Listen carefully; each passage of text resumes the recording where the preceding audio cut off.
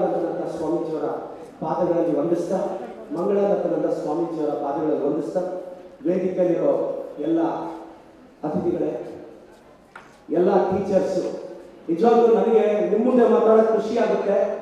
ಒಬ್ಬ private school teacher ಮನಸ್ಸು ಮಾಡಿದ್ರೆ ಸ್ಟೂಡೆಂಟ್ನ ಮಾತ್ರ ರ್ಯಾಂಕ್ ಕೊಡ್ಸಲ್ಲ, ಟೀಚರ್ ಹೇಳಿದ್ರು ರ್ಯಾಂಕ್ ಬರ್ತಾರೆ ಅನ್ನೋದಕ್ಕೆ ನಾನು ಒಂದು ಎಕ್ಸಾಂಪಲ್.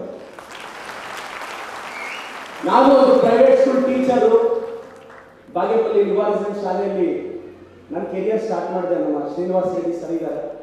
ನಂತರ ಚಿಕ್ಕಬಳ್ಳಾಪುರದಲ್ಲಿ ಟ್ಯೂಷನ್ ಸೆಂಟ್ರು ಆಗ್ತಾನೆ ಸೆಕೆಂಡ್ ಇಯರ್ ಮುಗಿದಿತ್ತು, ಟ್ಯೂಷನ್ ಸೆಂಟರ್ ಸ್ಟಾರ್ಟ್ ಮಾಡಿದೆ. ಈ ಕಾಲೇಜಲ್ಲಿ ಸ್ವಾಮೀಜಿ ತುಂಬಾ ಜನ ಪ್ರೊಫೆಸರ್ಸ್ ಏನು ರೀಸೆಂಟ್ ಜಾಯಿನ್, ಅವರೆಲ್ಲ ನನ್ನ ಸ್ಟೂಡೆಂಟ್ಸ್ ಸ್ವಾಮೀಜಿ, ಒಂದು 5-6 ಮಂದಿ.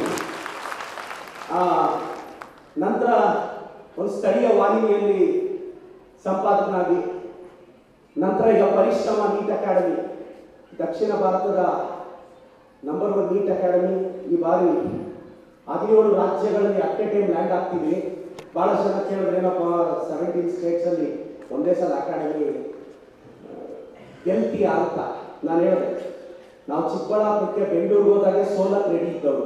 ಸೊ ಗೆಲುವು ಅನ್ನೋದು ನಮ್ಮೆಲ್ಲರಿಗೂ ಕಾಂಪ್ಲಿಮೆಂಟ್ರಿನೇ. ಸೊ ಸೋಲಕ್ಕೆ ರೆಡಿ ಇರೋರಿಗೆ ಗೆಲುವೆಲ್ಲ ಕಾಂಪ್ಲಿಮೆಂಟ್ರಿನೇ ಅಂತ. ನಾನು ಇಲ್ಲಿರೋ ಎಲ್ಲ ಪ್ರೈವೇಟ್ ಸ್ಕೂಲ್ ಮ್ಯಾನೇಜ್ಮೆಂಟ್ಸ್ಗೂ ಒಂದು ರಿಕ್ವೆಸ್ಟ್ ಮಾಡ್ತೀನಿ, ಸ್ಪರ್ಧೆ ತುಂಬಾ ಹೆಚ್ಚಾಗ್ತಿದೆ. ಈಗೆಲ್ಲ ಪ್ರೈವೇಟ್ ಸ್ಕೂಲ್ ಅವರೇ ನಾವೆಲ್ಲ ಒಂದಾಗಿತ್ತು, ಒಂದು ಶಾಲೆಗೂ ಇನ್ನೊಂದು ಶಾಲೆಗೂ ಸ್ಪರ್ಧೆ ಇರುತ್ತೆ. ಬಟ್ ನಾವು ಬೆಟರ್ ವರ್ಕ್ ಮಾಡಿದಾಗ, ನಾವು ಡೆಡಿಕೇಶನ್ ತೋರಿಸಿದಾಗ ಮಾರ್ಕೆಟಲ್ಲಿ ಸಸ್ಟೈನ್ ಆಗ್ತೀವಿ. ಸೊ ಎಲ್ಲ ಮ್ಯಾನೇಜ್ಮೆಂಟ್ಸ್ಗೂ ಒಂದು ರಿಕ್ವೆಸ್ಟ್ ಮಾಡ್ತೀನಿ, ಈ ಬಾರಿ ನಮ್ಮೆಲ್ಲರಿಗೂ ತುಂಬಾ ಚಾಲೆಂಜ್. ನಾನೊಂದು ಶಾಸಕನಾಗಿ 10th ರಿಸಲ್ಟ್ ಮೇಲೆ ತುಂಬಾ ಫೋಕಸ್ ಮಾಡ್ತಿದ್ದೀನಿ. ಗೌರ್ಮೆಂಟ್ ಸ್ಕೂಲ್ಸ್ ನೀವು ನಮಗಿಂತ ಒಳ್ಳೆ ರಿಸಲ್ಟ್ ತೆಗಿಬೇಕು. ನಾನು ನಿಮಗಿಂತ ಒಳ್ಳೆ ರಿಸಲ್ಟ್ ಸರ್ಕಾರಿ ಶಾಲೆಯಲ್ಲಿ ತರಿಸ್ತೀನಿ ಅಂತ ಈ ಸಲ ಚಾಲೆಂಜ್ ತಗೊಂಡಿದ್ದೀನಿ. ಇದೊಂದು ಪಾಸಿಟಿವ್ ಸ್ಪರ್ಧೆ ಇದೆ ನಮಗೆ. ನಾನು ಒಂದು ಸರ್ಕಾರಿ ಶಾಲೆ, ಯಾಕೆಂದ್ರೆ ಆವಾಗಲೇ ನಾನು ಹೇಳೋದ್ರ ಗೊತ್ತಾ, ಕರ್ನಾಟಕದಲ್ಲಿ best private schools government schools ನಮ್ಮ ಚಿಕ್ಕಬಳ್ಳಾಪುರದಲ್ಲಿ ಇರಲಿ ಅನ್ನೋದು ನನ್ನ ಅನಿಸಿಕೆ. ಅದಾಗುತ್ತೆ ಖಂಡಿತವಾಗೂ. ನಾನೆಲ್ಲ ಟೀಚರ್ಸ್ಗೂ ಹೇಳ್ತೀನಿ, ಮ್ಯಾನೇಜ್ಮೆಂಟ್ಸ್ಗೂ ಹೇಳ್ತೀನಿ, 25ನೇ ತಾರೀಕು ನಮ್ಮದು ಜನತಾ ದರ್ಶನ ಇದೆ. ನೀವೆಲ್ಲ ಡಿಸ್ಟಿಕಲ್ಲಿರೋ ಎಲ್ಲ ಪ್ರೈವೇಟ್ ಸ್ಕೂಲ್ಸ್ ಮ್ಯಾನೇಜ್ಮೆಂಟ್ಸ್ಗೂ ಹೇಳ್ತೀನಿ. ಅವತ್ತು ನಾವು ಉಸ್ತುವಾರಿ ಸಚಿವರು ಇರ್ತಾರೆ, ನಿಮ್ದೇನೇ ಸರ್ಕಾರ ಮಟ್ಟದಲ್ಲಿ ಕೆಲಸ ಇದ್ದು ದಯವಿಟ್ಟು ಅವತ್ತು ಬನ್ನಿ. ನಾನೇ ಹತ್ತಿರ ನಿಂತ್ಕೊಂಡು ನಮ್ಮ ಮಾನ್ಯ ಸಚಿವರಾದ ಮಧು ಬಂಗಾರ ಪ್ರಸಾದ್ ಹತ್ರ ಮಾತಾಡಿ ನಿಮ್ಮ ಕೆಲಸ ಮಾಡಿಸ್ಕೊಡೋ ಜವಾಬ್ದಾರಿ ಸ್ಥಳೀಯ ಶಾಸಕನಾಗಿ ನಂಬಿದೆ. ನಾನು ನಿಮ್ಮ ಪರವಾಗಿ ನಿಲ್ತೀನಿ. ಇನ್ನೊಂದು 15-20 ನಿಮಿಷ ನಾನೊಂದು ಪ್ರೈವೇಟ್ ಸ್ಕೂಲ್ ಟೀಚರ್ ಆಗಿ ಮಾತಾಡ್ಬಿಡ್ತೀನಿ. ಒಂದು ಶಾಸಕನಾಗಂತೆ ಡಾಕ್ಟರ್ ಆಗಲು ಕೋರ್ಸ್ಗಳುಂಟಯ್ಯ, ಟೀಚರ್ಗಳಾಗಲು ಕೋರ್ಸ್ಗಳುಂಟಯ್ಯ, ಇಂಜಿನಿಯರ್ಗಳಾಗಲು ಕೋರ್ಸ್ಗಳುಂಟಯ್ಯ, ಬುದ್ಧ ಬಸವ ಗಾಂಧಿ ಆಗಲು ಯಾವ ಕೋರ್ಸ್ಗಳುಂಟಯ್ಯ, ನಿಮ್ಮೊಳಗಿರುವ ಫೋರ್ಸ್ ಬೇಕಯ್ಯ ಅಂತ. ಲೈಫಲ್ಲಿ ಆ ಫೋರ್ಸ್ ಇಲ್ಲ ಅಂದ್ರೆ ನಾವೇನು ಮಾಡೋಕ್ಕಾಗಲ್ಲ. Teaching is a profession which teaches all other professions. ಹಂಗೆ ಅಂತ teaching is not an everybody's cup of tea. TCH ಮುಗಿಸಿದ ತಕ್ಷಣ, B.Ed ಮಾಡಿದ ತಕ್ಷಣ ಒಳ್ಳೆ ಟೀಚರ್ ಆಗಕ್ಕೂ ಆಗಲ್ಲ. ಬಟ್ ಒಂದು ಮಾಸ್ನ ಕ್ರೌಡ್ನ, ಒಂದು 100 ಜನ ಇರೋ ಸೆಕ್ಷನ್ ಅಟ್ರಾಕ್ಟ್ ಮಾಡೋದು ಇಟ್ಸ್ ನಾಟ್ ಸೋ ಈಸಿ. ಅದಕ್ಕೆ ಓದಬೇಕಾಗುತ್ತೆ. ಏನು ದುರಾದೃಷ್ಟ ಏನು ಗೊತ್ತಾ, ನೀವು ಚೆನ್ನಾಗಿ ಪಾಠ ಮಾಡಿದ್ರೆ ಗಾಡ್ ಗಿಫ್ಟ್ ಅಂದ್ಬಿಡ್ತಾರೆ. ನೀವು ಸರಿಯಾಗಿ ಪಾಠ ಮಾಡಿದ್ರೆ ಓದ್ಕೊಂಡ್ಬರಕ್ಕೆ ಏನು ಇವ್ರಿಗೆ ಅಂತಾರೆ. ನನಗೆ ಇಷ್ಟೇ ಅರ್ಥ ಆಗ್ತಾ ಇಲ್ಲ. ಈಗ ಚೆನ್ನಾಗಿ ಪಾಠ ಮಾಡಿದ್ರೆ ಎಷ್ಟು ಟ್ಯಾಲೆಂಟ್ ಇದೆಯಾ ನೀನು ಅನ್ಬೇಕಲ್ವಾ. ಚೆನ್ನಾಗಿ ಪಾಠ ಮಾಡಿದೆ, ಅದೇ ನಾನು ಹೇಳೋದೇನಂದ್ರೆ, ಇವತ್ತು ರೆಕಗ್ನಿಷನ್ ನನಗೆ ಗೊತ್ತಿರೋ ಪ್ರಕಾರ ಪ್ರೈವೇಟ್ ಸ್ಕೂಲ್ ಟೀಚರ್ಸು 5-10, ನಾನು ನನ್ನ ಜೀವನ 2-3 ಸಾವಿರ ಸ್ಟಾರ್ಟ್ ಮಾಡಿದನು. ನನಗೆ ಅದು ಗೊತ್ತು. ಮಂತ್ ಎಂಡಲ್ಲಿ ರೂಮ್ ಬಾಡಿಗೆ ಕಟ್ಟೋದು ಎಷ್ಟು ಕಷ್ಟ ಆಗುತ್ತೆ ಪ್ರೈವೇಟ್ ಸ್ಕೂಲ್ ಟೀಚರು, ಮನೆ ಬಾಡಿಗೆ ಕಟ್ಟೋದು ಎಷ್ಟು ಕಷ್ಟ, ಹೆಲ್ತ್ ಇಶ್ಯೂ ಆದರೆ ಎಷ್ಟು ಕಷ್ಟ. ಮಗಳನ್ನ ಒಂದು ಇಂಗ್ಲಿಷ್ ಮೀಡಿಯಂಗೆ ಆಗ್ಬಿಟ್ರೆ ಅಕಸ್ಮಾತ್ ಆ ಮ್ಯಾನೇಜ್ಮೆಂಟ್ ಏನಾದರೂ ಮಕ್ಕಳಿಗೆ ಫ್ರೀ ಅಡ್ಮಿಷನ್ ಕೊಡಲ್ಲ ಅಂತ ಸ್ಟಾಫ್ ರೂಮ್ ಕರೆದು ನೀವು ಫೀಸ್ ಕಟ್ಟಬೇಕು ಅಂತ ಹೇಳಿದಾಗ ಆ ಅಭದ್ರತೆ ಹೆಂಗಿರುತ್ತೆ ಅಂತ ನನಗೆ ಗೊತ್ತು.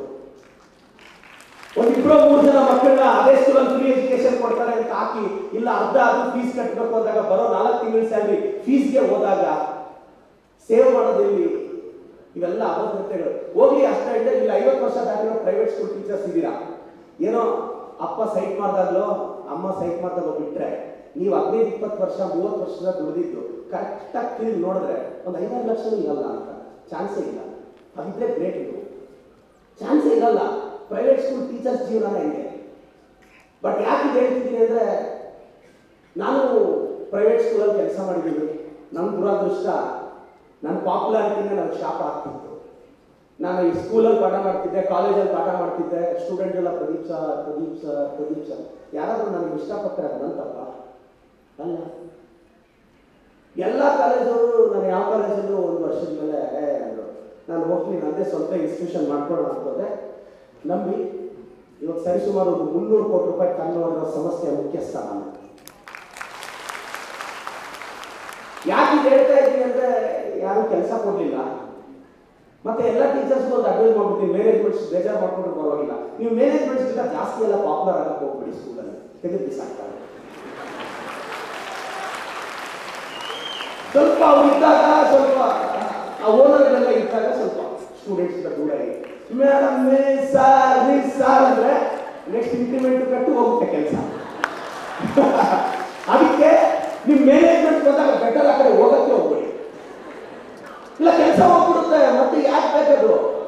ಎಲ್ಲರೂ ಪ್ರತಿನಿಶ್ವರ ಎಲ್ಲಾಗುತ್ತೆ, ಕೆಲಸ ಹೋಗೋದ್ರೆ ಪರಿಶ್ರಮ ಕಟ್ಟಿ, ಅಲ್ಲೋ ಇದ್ದೋದ್ರೆ ಬಂದು ML ಆಗಕ್ಕೆ ಸಡನ್ ಆಗಿ. ನಾನು ಯಾಕೆ ಹೇಳ್ತೀನಿ ಅಂದರೆ ಒಂದು ಅಡ್ವೈಸ್ ಇದೆ. ಪಾಪ ನೀವೇನೋ ಇದೇನೋ ಒಂದು 5,000 ಇಂಕ್ರಿಮೆಂಟ್ ಬೀಳುತ್ತೆ ಅಂದಾಗ ಸಡನ್ ಆಗಿ ನಾಳಿಂದ ಕೆಲಸಕ್ಕೆ ಬರಬೇಡಿ ಅಂದರೆ ಏನು ಮಾಡೋದು? ಮತ್ತೆ ನೀವು ಅಳ್ಬೋದು, 10 ವರ್ಷ 20 ವರ್ಷದಿಂದ ದುಡ್ದೆ ನಾನು ಕಷ್ಟದ ಕೆಲಸ ಇಲ್ಲ, ಅವೆಲ್ಲ ಇರಲ್ಲ ಸರ್. ನಾನು ಹೇಳ್ತಾ ಇದ್ದೀನಿ ಕೇಳಿಸ್ಕೊಳ್ಳಿ, ಪ್ರೈವೇಟ್ ಸ್ಕೂಲ್ ಟೀಚರ್ ಹೇಳ್ತಾ ಇದ್ದೀನಿ, ಶಾಸಕನಾಗಲ್ಲ. ದಯವಿಟ್ಟು ಚೆನ್ನಾಗಿ ಕೆಲಸ ಮಾಡಿ, ದುಡ್ಡು ಸೇವ್ ಮಾಡಿ. ನೀವು ರಿಟೈರ್ಡ್ ಆಗೋದಕ್ಕಿಂತ ಮುಂಚೆ ನಿಮ್ಮ ಮಕ್ಕಳಿಗೆ ಸೇವ್ ಮಾಡಿ. ನೀವು ಸಾವಿರಾರು ಜನ ಮಕ್ಕಳ ಲೈಫಲ್ಲಿ ಬೆಳಕಾಗ್ತಿದ್ದೀರಾ. ನಾಳೆ ನೋಡಿ, ಆ ಚಿಕ್ಕ ಮಗು 3ನೇ ಕ್ಲಾಸ್, ತಂದೆ ತೀರೋಗಿದ್ದಾರೆ. 16 ವರ್ಷದಿಂದ ತಂದೆ ತಾಯಿ ತೀರೋದಾಗ ನನ್ನ ನೋವು ನನಗೆ ಗೊತ್ತು. ಒಬ್ಬ ಅಪ್ಪ ಅಮ್ಮ ಇದ್ದಾರೆ, ಹುಡುಗ ಒಂದು ಅಕಾಡೆಮಿ ಕಟ್ಟೋದು, ಒಂದು ML ಆಗೋದು, ಅದ್ರ ಹಿಂದೆ ಇರೋ ನೋವು ಕಣ್ಣೀರು ನನಗೆ ಗೊತ್ತು. ಆ 3ನೇ ಕ್ಲಾಸ್ ಮಗು ಇನ್ನೊಂದು 20 ವರ್ಷ ಓದಬೇಕು, ಅವ್ರಮ್ಮ ಓದಿಸ್ಬೇಕು.